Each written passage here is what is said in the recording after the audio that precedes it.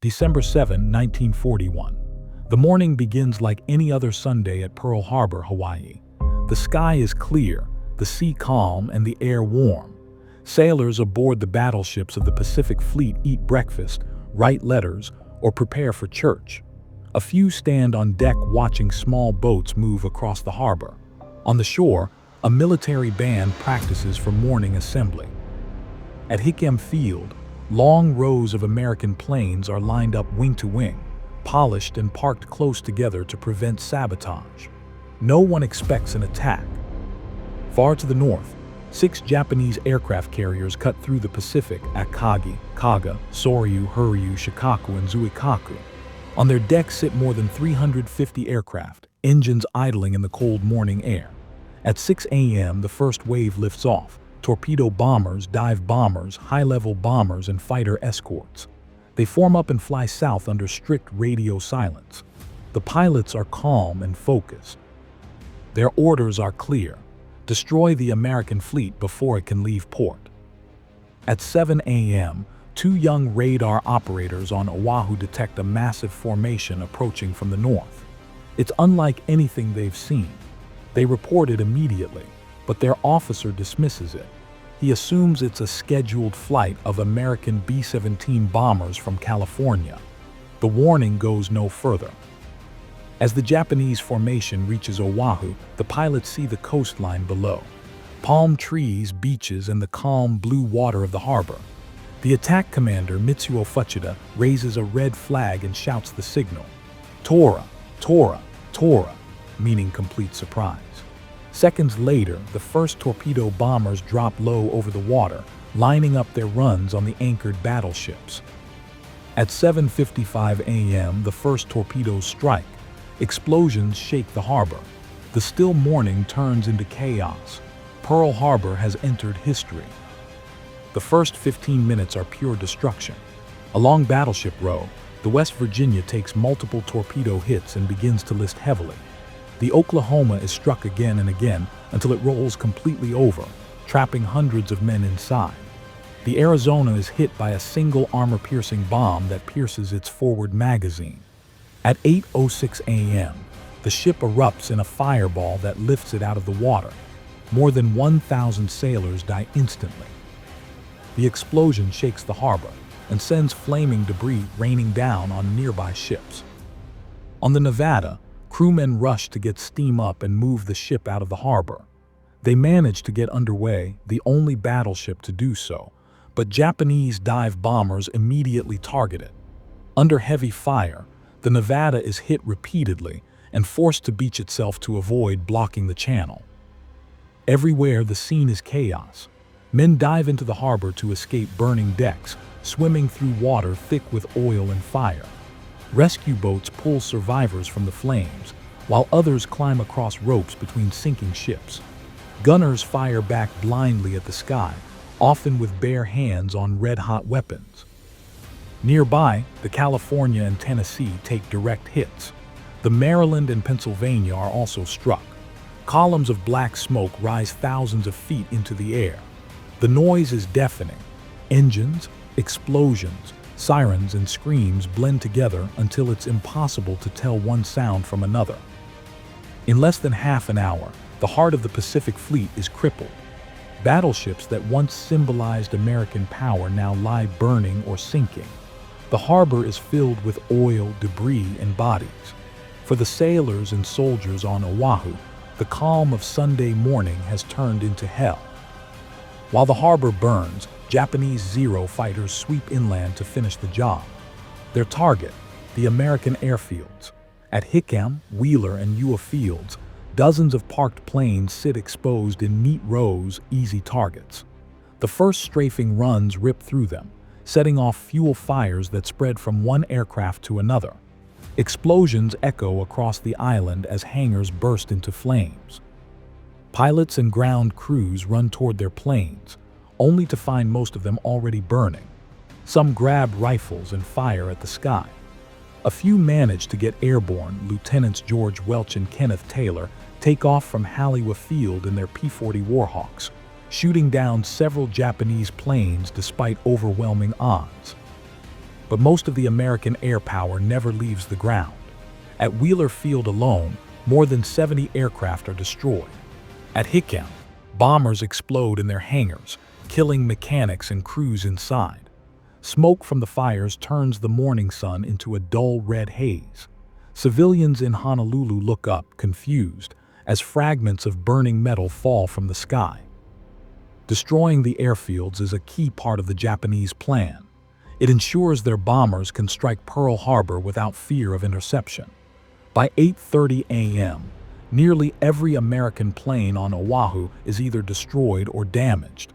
In less than 2 hours, Japanese pilots have achieved total air superiority. The attack has lasted only 90 minutes so far, but in that time, the United States has suffered one of the worst military defeats in its history. The Pacific Fleet lies crippled, hundreds of aircraft are gone, and thousands of lives are lost. The quiet Sunday morning of December 7, 1941, is over. America is now at war. At 8:40 a.m., the second Japanese wave appears over Oahu. More than 170 aircraft, dive bombers, high-level bombers, and fighters sweep in from the north and west. This time, the Americans are ready. Anti-aircraft guns open fire the moment the enemy is spotted. The sky fills with black bursts of shrapnel and tracer rounds.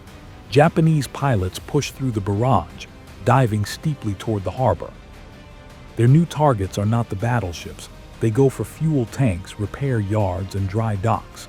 The destroyer Shaw is struck while under repair. A moment later, its forward magazine explodes, sending a massive fireball into the sky.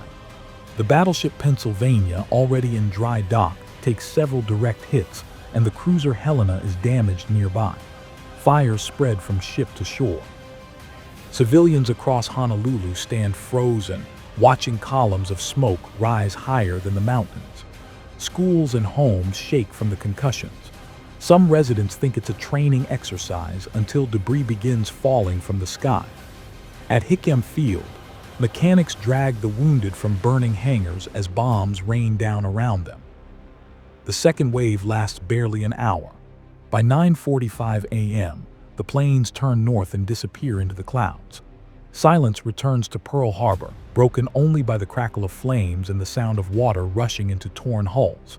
In less than 2 hours, the United States has lost more than 2,400 men, 18 ships damaged or sunk, and nearly 200 aircraft destroyed. The Pacific Fleet, once the pride of the Navy, lies silent, surrounded by smoke and death. Far north of Hawaii, the Japanese strike fleet steams through the Pacific, turning for home. Admiral Chuichi Nagumo commands 6 aircraft carriers, Akagi, Kaga, Soryu, Huryu, Shikaku, and Zuikaku, escorted by battleships, cruisers, destroyers, and submarines. It is the most powerful carrier force ever assembled. The attack was designed by Admiral Isoroku Yamamoto, commander of the Imperial Japanese Navy. Yamamoto knew Japan could not win a long war against the United States. His only hope was to deliver a knockout blow, to cripple the American fleet before it could fight back. The plan depended entirely on surprise. The carriers sailed more than 3,000 miles across rough seas under total radio silence. Every message was sent by flag or lamp. A single sighting by an American patrol plane could have ended the mission before it began. Yamamoto's orders were precise: strike fast, avoid civilian targets, and withdraw immediately. There would be no invasion, only destruction. Japan's larger goal was to secure an empire across the Pacific, the Philippines, Malaya, and the Dutch East Indies, and to control the oil and resources needed to continue its war in Asia. By nightfall on December 7, Nagumo's carriers recover their planes and head north. The crews cheer. They believe the mission is a total success. But Yamamoto stands quietly on the bridge of his flagship. He knows what the attack has awakened. Later he will write, "I fear all we have done is to awaken a sleeping giant and fill him with a terrible resolve." In Washington, D.C., the first reports of the attack reach the Navy Department just after noon on the East Coast. The initial messages are confusing: explosions at Pearl Harbor, ships on fire, airfields bombed. Within minutes, the full picture begins to form. It is no accident, no drill. The Pacific Fleet is under attack. Inside the White House, President Franklin D. Roosevelt listens as military officers describe the destruction. He removes his glasses, silent for several moments. Then he begins dictating notes to his secretary, short sentences, measured and calm. He already knows what must come next. At the War Department, Army Chief of Staff George Marshall tries to confirm the scope of the damage. Communications from Hawaii are spotty, but the casualty numbers grow by the hour. The Navy reports the Arizona destroyed, the Oklahoma capsized, and several battleships sunk or burning. Every major base on Oahu has been hit. By late afternoon, the news spreads across the country. People gather around radios in homes, stores, and train stations, listening in disbelief. The United States, which had stayed out of the World War for 2 years, has just been attacked on its own soil. That evening, Roosevelt meets with his closest advisors to prepare his message to Congress. He dictates a single line that captures the emotion of the nation. Yesterday, December 7, 1941, a date which will live in infamy. The next morning, America will declare war. The morning after the attack, the United States wakes to shock and fury. Newspapers across the country print one headline: Japan attacks Pearl Harbor. Factories, schools, and shops stop work as Americans crowd around radios to hear President Franklin D. Roosevelt address Congress. At 12:30 p.m., the House chamber is packed. Senators, representatives, generals, and diplomats fill every seat. The room falls silent when Roosevelt enters, wearing a black armband for the dead. He speaks for only 6 minutes, but every word carries the weight of history. Yesterday, December 7, 1941, he begins. A date which will live in infamy. The United States of America was suddenly and deliberately attacked by naval and air forces of the Empire of Japan. His voice is calm, his tone controlled. When he finishes, the room erupts in applause.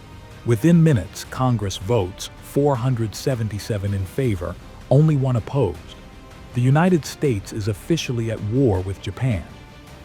Even as Roosevelt speaks, Japanese forces are attacking across the Pacific: Hong Kong, Malaya, the Philippines, Guam, and Wake Island.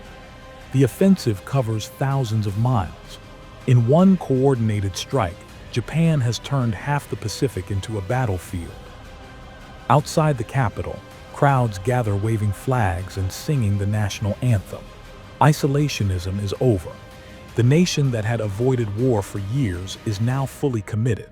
The Pacific War has begun, and America's entry will soon turn a regional conflict into a global one. Back at Pearl Harbor, the fires still burn. The air smells of smoke, oil, and salt. Navy divers work around the clock, cutting through the overturned hull of the Oklahoma, trying to reach trapped sailors tapping from inside. Rescue crews climb across the half-sunken West Virginia, fighting to free men buried in the wreckage. On shore, hospitals overflow.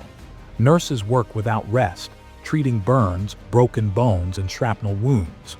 Volunteers form bucket brigades to keep fires from reaching ammunition depots. Civilians bring food and blankets for the injured. Every able hand joins in. Families gather outside headquarters waiting for lists of the missing.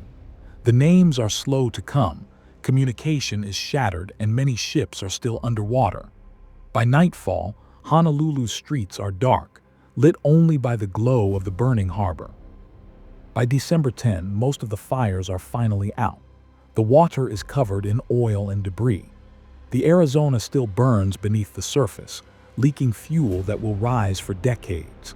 The harbor is now a graveyard, 21 ships sunk or damaged, more than 2,400 Americans dead, and over 1,000 wounded. The shock of the attack unites the country. Fear turns to anger, and anger turns to determination. Across the United States, men line up to enlist. The phrase heard everywhere is the same: remember Pearl Harbor. Japan's attack on Pearl Harbor succeeded. because it caught the United States completely off guard. Every advantage came from preparation and surprise. First, American commanders expected sabotage, not a full-scale air raid. Planes were parked close together on airfields to make them easier to guard, a decision that made them perfect targets for Japanese bombers. Second, radar warnings were ignored. When the approaching formation was spotted, officers assumed it was a friendly flight of B-17 bombers. No alert was issued. Third, Japan had planned for Pearl Harbor's shallow waters. Standard torpedoes usually required deep ocean to function, but Japanese engineers modified theirs with wooden fins so they wouldn't dive too far. These new weapons struck directly at the battleships, causing massive damage that no one thought possible in the harbor's depth. Fourth, the timing. Sunday morning meant crews were off duty. Ships ran on minimal watch. Ammunition was locked in storage. Anti-aircraft guns had to be manned and loaded, while bombs were already falling. But even with all these advantages, the Japanese victory was incomplete. They destroyed battleships but missed critical targets: the oil tanks, repair yards, and submarine base. Most importantly, all three American aircraft carriers, Enterprise, Lexington, and Saratoga, were away at sea. Within months, those carriers would strike back at the Coral Sea and Midway. Japan had achieved a tactical triumph but a strategic failure. They had awakened an enemy far larger and more determined than they imagined. Pearl Harbor's destruction would not end American power in the Pacific. It would ignite it. The shock of Pearl Harbor does not break the United States, it galvanizes it. Within days, the nation begins the largest military mobilization in its history. Factories that once built cars now build tanks, planes, and ships. Millions of men volunteer for service, and women fill assembly lines and offices to support the war effort. Across the country, "Remember Pearl Harbor" becomes more than a slogan, it is a mission. By early 1942, new aircraft carriers and bombers roll out at record speed. The U.S. Navy and Army Air Forces prepare for counterattacks across the Pacific. In April, just 4 months after the attack, 16 B-25 bombers led by Lieutenant Colonel James Doolittle take off from the carrier Hornet and strike Tokyo. The damage is small, but the impact is massive. Japan is no longer untouchable. The raid lifts American morale and proves that the Pacific is still contested. 2 months later, in June 1942, the tide of war shifts completely. At the Battle of Midway, U.S. codebreakers intercept Japan's plans. American carriers ambush the Japanese fleet, sinking 4 of the same carriers that attacked Pearl Harbor. It is the first major defeat for Japan and the turning point of the Pacific War. Pearl Harbor remains a wound, but it also becomes a symbol of resolve. Posters, songs, and ship names all carry its memory. The attack meant to cripple America instead awakened its full strength, a strength that would carry across the Pacific to victory. The road to Pearl Harbor began years before the attack. By the late 1930s, Japan had invaded large parts of China and sought to dominate all of Asia. To fuel its armies and industry, Japan relied heavily on imports of American oil, iron, and rubber. When the United States imposed trade restrictions and then a full oil embargo in 1941, Japan faced a crisis. Its war machine would grind to a halt within months. Japanese leaders saw only one solution: seize the rich colonies of Southeast Asia for their oil and resources. But first, they had to remove the only force strong enough to stop them: the U.S. Pacific Fleet. Admiral Isoroku Yamamoto planned the attack as a preemptive strike.